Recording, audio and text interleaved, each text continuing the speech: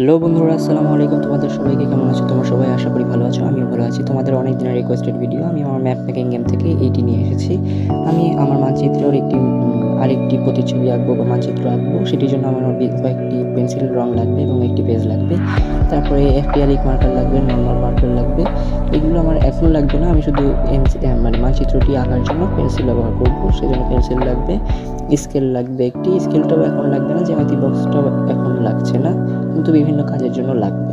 সেজন্য তোমাদেরকে দেখাই নিলাম। এবার আমি এই ম্যাপটি আঁকবো। এটির জন্য আমি ছাপ দিব আর কি। তো এখানে এঁকে ফেলছি। আর তোমাদের যদি এইগুলো আঁকার বা তোমাদেরও যদি ইন্টারেস্ট থাকে তাহলে তোমরা আমাদেরকে বলতে পারো।